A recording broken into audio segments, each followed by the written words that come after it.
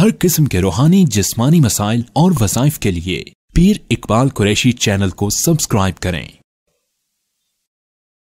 100% आ जाएगी। आज एक बहुत बड़ा अलमिया यह है कि अताते रसूल तो है लेकिन इत्तिबाए रसूल नहीं है। आज एक बड़ा तबका मुसलमानों का इत्तिबाए रसूल से महरूम है। अतात तो सब करते हैं, अतीउल्लाह व अतीउर रसूल, उसका भी बड़ा फायदा है। उसका फायदा क्या होगा कि जो अल्लाह के रसूल सल्लल्लाहु अलैहि वसल्लम की जो अताअत करेगा, आपकी बातों पर यकीन करेगा, आपके फरामीन पे यकीन करेगा। अल्लाह ने एक फैसला तो खुद कुरान में फरमाया, मैं युतिउर रसूल फक़द अता अल्लाह, जो रसूल की अताअत करता है गोया कि उसने अल्लाह की अताअत की। रसूल की अताअत खाली नहीं है, नबी की अताअत। अच्छा, एक बात पता चली, नबी की अताअत अल्लाह की अताअत है और नबी की नाफरमानी अल्लाह की नाफरमानी है। आज दुनिया के अंदर जितने मज़ाहिब वाले हैं, अब यहूदी कहे, नसरानी कहे, मजूसी कहे, जितने भी हिंदू हैं, सिख हैं, जो भी हैं, कि जी हम अल्लाह को तो मानते हैं लेकिन सरकारे दो आलम को नहीं मानते, मुहम्मदुर रसूलुल्लाह को नहीं मानते, इसलिए कि तुम अल्लाह को भी नहीं मानते। जो रसूलुल्लाह को नहीं मानता उसने गोया के अल्लाह को भी नहीं माना, क्योंकि मैं युतिर रसूल फक़द अता अल्लाह,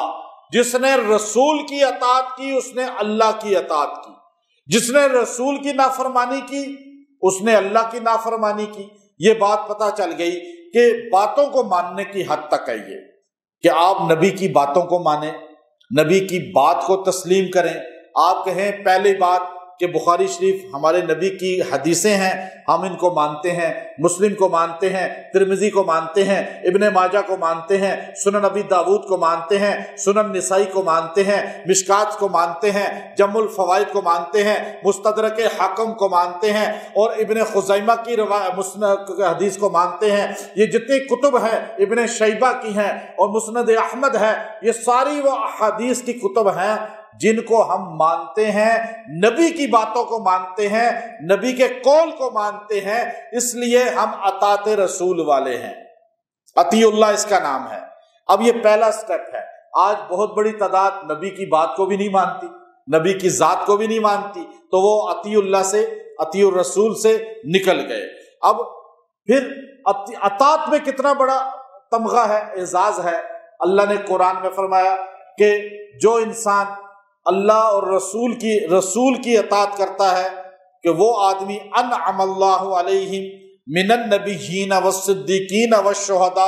वस्सालिहीन, वो क़यामत के दिन नबियों के साथ होगा, सिद्दीकों के साथ होगा, शुहदा के साथ होगा, सुलहाए उम्मत के साथ होगा।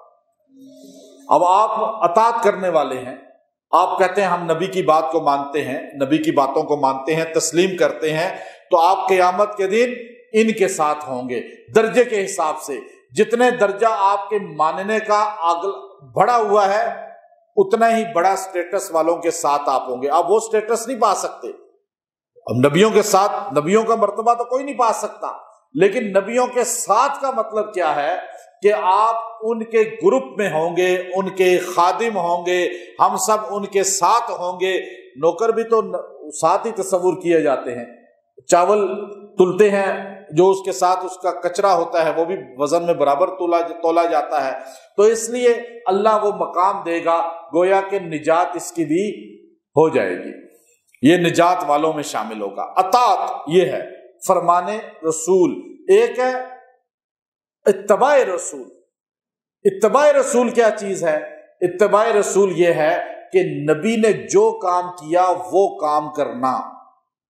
नबी सल्लल्लाहु अलैहि वसल्लम ने जिस तरह खाना खाया, खाना खाना, जिस तरह आपने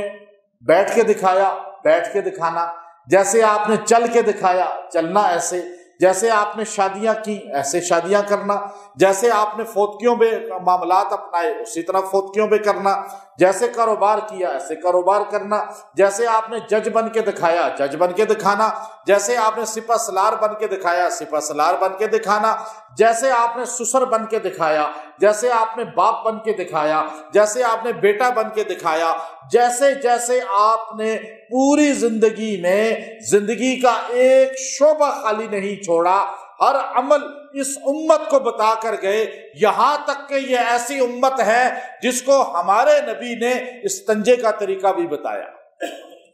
وضو کا طریقہ بھی بتایا۔ اسی لیے یہودی کہنے لگا کہ اے عمر،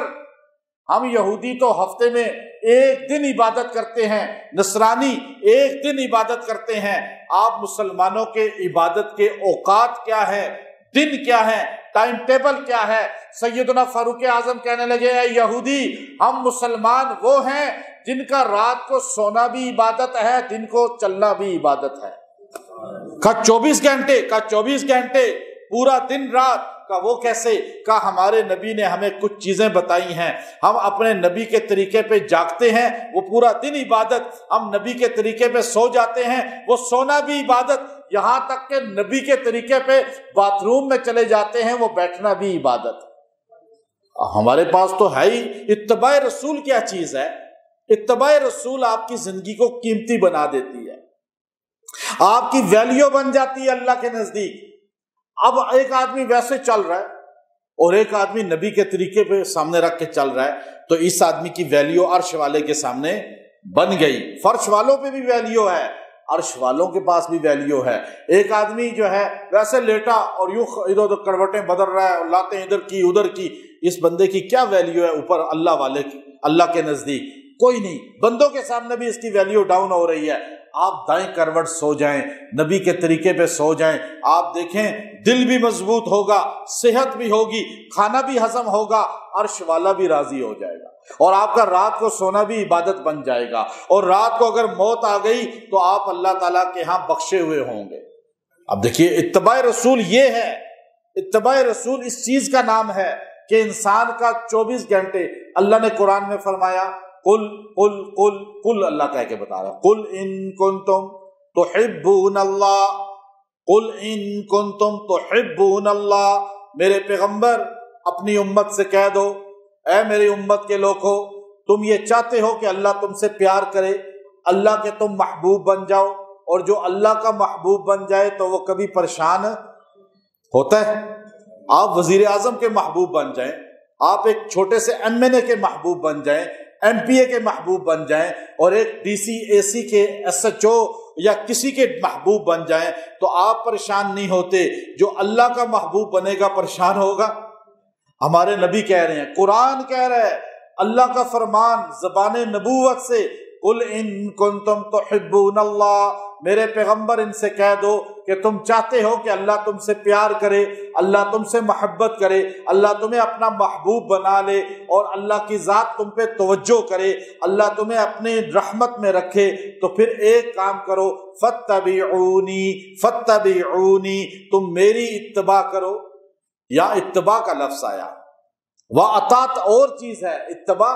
اور چیز ہے۔ میں نے فرق آپ کو بتایا نا، آج تک تو آپ ایک ہی سمجھتے رہے ساری زندگی۔ اب آپ دیکھیے فاتبعونی، تو میری اتباع کرو، یحببکم اللہ، اللہ تمہیں پیار کرنے لگے گا،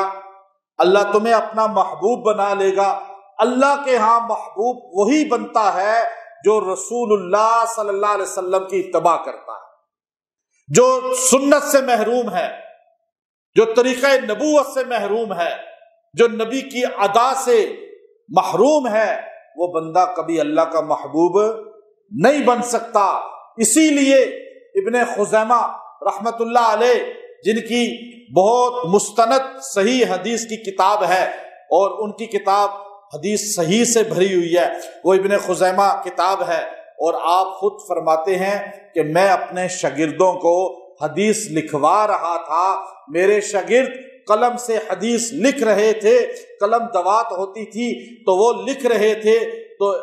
میں نے اپنے شاگرد عالم سے کہا، محدث سے کہا کہ مجھے قلم دو۔ اس نے قلم اپنے ہاتھ میں یوں پکڑا ہوا تھا، تو اس کے ہاتھ میں سیاہی لگ چکی تھی اور ہاتھ اس کے سیاہی سے خراب ہو گئے تھے، قلم اس نے یوں پکڑا ہوا تھا، اس نے سوچا میں اپنے استاد کو ادب مانے ہے کہ اس طرح گندے ہاتھ کے ساتھ، سیاہی والے ہاتھوں کے ساتھ میں قلم پکڑاؤں تو میں صاف ہاتھ سے کیوں نہ پکڑا دوں، یوں قلم لیا دوسرے ہاتھ میں، مجھے یوں پکڑایا الٹے ہاتھ سے، تو ابن خزیمہ رحمت اللہ علیہ نے اس سے اپنی نظریں ادھر کر لی، پھر اس نے دوبارہ یوں کرنے کی کوشش کی، پھر اپنی نظریں ادھر کر لی، پھر اس نے کوشش کی نظریں ادھر کر لی، تو ایک شاگرد نے کہا استاد جی کو آپ قلم جو ہے سیدھے ہاتھ سے پکڑاؤ جو سنت ہے، تو اس نے فوراً اس ہاتھ سے یوں پکڑایا تو ابن خزیمہ رحمت اللہ علیہ نے اس سے قلم لے لیا، امت کو بتا دیا کہ جو الٹے ہاتھ سے آپ کو چیز دے وہ لینا سنت کے خلاف ورزی ہے۔ اگر یہ محدث یہ کام کر لیتے اور وہ قلم لے لیتے تو جو شارحین حدیث ہیں اور جو جرح کرنے والے خاص طور پہ حدیث پر ہیں، امام ذہبی جیسا، وکیع ابن جراح جیسے، وہ فوراً کہتے کہ ابن خزیمہ جو ہے حدیث کے راویوں میں ثقہ نہیں ہے، مستند نہیں ہے، کہ یہ جو ہے خلاف سنت عمل پر بھی نہیں بولے۔ ایسے محدثین سے حدیثیں لی جاتی تھیں جو میرے اور آپ تک پہنچی ہیں، وہ ان چھوٹی چھوٹی اداؤں کو بھی محفوظ کر لیا کرتے تھے۔ اس لیے یاد رکھیں سنت کے مطابق چلنا۔ صحابی کھانا کھا رہے، عبداللہ ابن رواحہ کھانا کھا رہے، اب کھانا کھاتے ہوئے ان کے ہاتھ سے یوں لقمہ اٹھایا، عبداللہ بن حذیفہ سہمی یوں لقمہ اٹھایا، ہاتھ سے نیچے گر گیا، تو آپ نے یوں اٹھا کے بسم اللہ کر کے صاف کیا، کھانے لگے۔ ساتھ والے نے کہا یہ کیا کر رہا ہے، یہ ایران کے بڑے بڑے بیٹھے ہوئے ہیں جرنیل، اور یہ لوگ آتش پرست ہیں، مسلمان بھی نہیں ہیں، یہ کیا سوچیں گے کہ مسلمان دسترخوان سے نیچے سے اٹھا کے کھا لیتا ہے، اور آپ تو رسول اللہ کے اتنے بڑے صحابی ہیں اور آپ کی اوپر تو نظریں ہیں ان کی، آپ تو چیف گیسٹ ہیں یہاں کے۔ تو آپ نے فرمایا اَأَتْرُكُ سُنَّتَ حَبِيبِي لِهَٰؤُلَاءِ الْحُمَقَاءِ، میں اپنے محبوب کی سنت ان جاہلوں کے لیے چھوڑ دوں؟ اتنی اتباع تھی صحابہ پہ غالب، اور صحابہ اتباع رسول میں ڈٹ جایا کرتے تھے۔ یہی وجہ ہے کہ عبداللہ ابن رواحہ رضی اللہ تعالی عنہ جو غزوہ موطا میں شہید ہوتے ہیں، شاعر رسول تھے۔ 3 آدمی حضور علیہ السلام کے ذاتی شاعر تھے اور آپ کے دربار کے شاعر تھے، جن کو نعتیہ کلام کا زبان نبوت سے اجازت نامہ ملا تھا، اور آپ 3 آدمیوں میں ایک عبداللہ ابن رواحہ تھے جو اکثر فی البدی شعر کہتے تھے، اور حضور کے حکم پہ بھی اور حضور کی منشا پر بھی، اور دوسرے کعب ابن زہیر تھے۔ یہ ایسے شاعر تھے کہ ان کو رسول اللہ صلی اللہ علیہ وسلم اپنے منبر پہ بٹھا دیتے تھے اور فرمایا کرتے تھے کعب شعر کہو، حضور کی شان بیان کرتے تھے۔ حضور نے ایک مرتبہ خوش ہو کر اپنی چادر مبارک بھی ان کو تحفہ دی تھی۔ اور تیسرے حسان ابن ثابت تھے، جنہوں نے وَأَجْمَلَ مِنْكَ لَمْ تَرَ قَطُّ عَيْنِي وَأَكْمَلَ مِنْكَ لَمْ تَلِدِ النِّسَاءُ، یہ اشعار بہت سارے کہے، اور وہ حضور کے خاص شاعر تھے، اور حضور نے فرمایا تھا حسان تو شعر پڑھ، فرشتہ جبرائیل تیری مدد کر رہا ہے۔ یعنی ایسے یہ وہ نعتیہ کلام والے تھے جن میں غلو نہیں کرتے تھے، اور وہ ڈانس اور جو میوزک کی طرز نہیں بناتے تھے، بلکہ حضور کی شان بیان کرنا، سیرت بیان کرنا، نعت بیان کرنا، یہ ان کا مقصود ہوتا تھا۔ تو عبداللہ ابن رواحہ رضی اللہ تعالی عنہ یوں کھڑے ہوئے تھے، نبی صلی اللہ علیہ وسلم کی سواری گزری، اور حضور کے گھوڑے کی جو حضور جس خچر پہ سوار تھے اس کی وجہ سے پیر لگے اس طرح تو مٹی اڑی، تو منافق عبداللہ ابن ابی کھڑا تھا مدینہ شریف میں، تو اس نے یوں ہاتھ رکھا اپنی ناک پہ اور کہنے لگا آذانی آذانی ریحہ رسول اللہ، یا اس نے کہا مجھے حضور علیہ الصلوۃ والسلام کے ریحہ حمارکا، یا اس نے یہ لفظ کہا کہ آذانی ریحہ حمارکا، مجھے تیرے یعنی حضور علیہ السلام کی طرف اشارہ کر کے کہا کہ آپ کے گدھے سے جو مٹی اڑی ہے مجھے اس نے تکلیف دی ہے، میری اذیت کا باعث بن گئی ہے، میرے ناک میں چلی گئی ہے۔ اور وہ عبداللہ ابن جو منافق تھا عبداللہ ابن ابی، وہ اتنا مہنگی مسک لگاتا تھا، عطر لگاتا تھا، کہ جب وہ مسک اس کی آتی تھی شام سے اور باہر ملکوں سے، تو وہ مسک لگاتا تھا تو گلیوں میں اس طرح معطر ہو جاتی تھی اس کے لگانے کی وجہ سے۔ تو عبداللہ ابن رواحہ کھڑے ہوئے تھے، تو انہوں نے جب یہ جملہ سنا کہ تجھے حضور علیہ الصلوۃ والسلام کے خچر کی پاؤں کی جو مٹی ہے اڑی وہ تجھے بری لگی ہے اور تجھے اذیت ہوئی ہے، تو اس نے فرمایا، انہوں نے ایک دم شعر بھی کہے اور آگے فرمایا واللہ اللہ کی قسم میں کھا کر کہتا ہوں کہ ریحا یہ جو ریحا حمار رسول اللہ صلی اللہ علیہ وسلم اطیب من مسکی کا، یہ تیری مسک سے زیادہ خوشبو رکھتی ہے جو حضور کے گدھے کے پاؤں کے ساتھ مٹی لگی ہے، تیری مسک کی کیا حیثیت ہے اور تو حضور کی توہین کر رہا ہے۔ اب صحابی اتباع رسول میں ذرا بھی خاموش نہیں رہتے تھے اور وہ ایک دم جو ہے بولنے لگ پڑے، جہاد میں گئے، جہاد کیا اور اللہ کے راستے میں شہید بھی ہوئے۔ تو اتباع رسول صحابہ پہ غالب تھی۔ ہمارے اکابر مولانا الیاس رحمۃ اللہ علیہ جو تبلیغی جماعت کے بانیوں میں سے تھے، تو آپ جب آخری وقت میں بیمار ہو گئے، مریض ہو گئے، تو آپ کو جو ہے اس طرح وضو کرانے کے لیے خدما آگے بڑھے، تو میاں جی موسیٰ جو تھے انہوں نے کہا بھائی ایک جوان آ جائے، کوئی جوان آ جائے، ہم پکڑتے ہیں، تو وہ جو ہے ساتھ یا پکڑے ہم وضو کراتے ہیں۔ تو ایک جوان آدمی آیا، لڑکا، تو وہ نوجوان تھا، اس کو اتنا سنت کا نہیں پتا تھا، تو اب جیسے ہم وضو کرتے ہیں، اب آپ میں سے کسی کو اتنا کیا پتا وضو کا، اب دائیں طرف پیر ہر جگہ باہر نکالنا،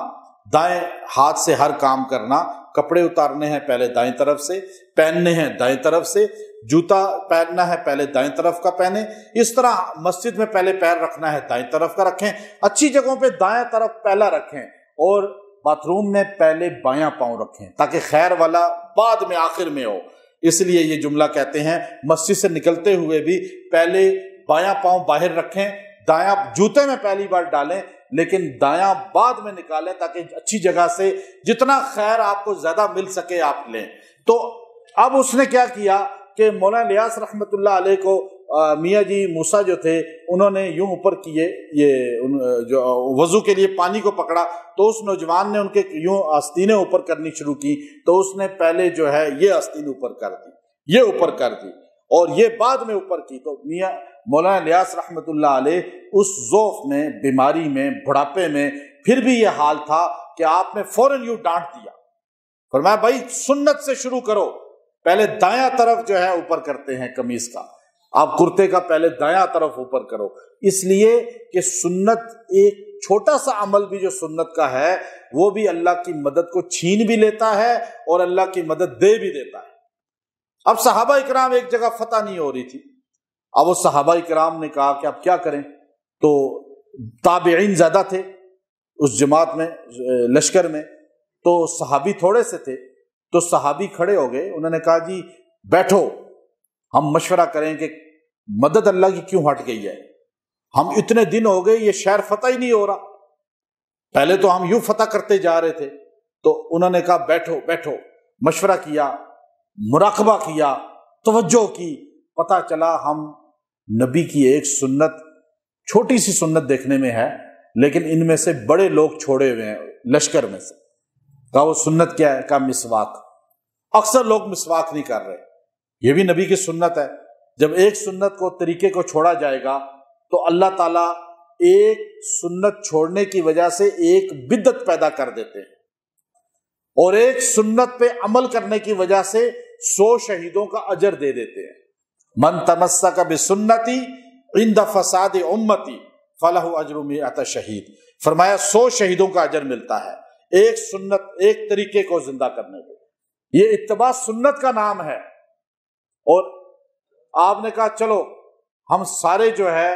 اب سنت پہ عمل کرتے ہیں، ساروں نے مسواک لے کے کرنا شروع کیا۔ تو جاسوس اندر گھسے ہوئے تھے نصرانیوں کے، تو انہوں نے جا کر رپورٹ دی کہ مسلمان تو کچھ دماغ ان کا چکرا گیا ہے، وہ دانت تیز کرنے پہ لگے ہوئے ہیں، لگتا ہے وہ ہمیں کھانا چاہتے ہیں، آدم خور بن رہے ہیں۔ اب اس خوف کی وجہ سے وہ سارے بھاگ گئے۔ اب یہ اللہ نے ان کے دلوں میں رعب ڈال دیا۔ امام احمد بن حنبل رحمۃ اللہ علیہ یہ فرمایا کرتے تھے کہ آپ کو امام اہل سنت کہا جاتا ہے، جتنی سنت پر آپ نے خدمت سر انجام دی ہے اتنی اور کوئی شخص نہیں دے سکا۔ اسی لیے امام شافعی رحمۃ اللہ علیہ فرمایا کرتے تھے لولا احمد لعبد اللہ، اگر امام احمد نہ ہوتے تو اللہ کی بندگی ختم ہو جاتی، عقیدہ اہل سنت ہی ختم ہو جاتا۔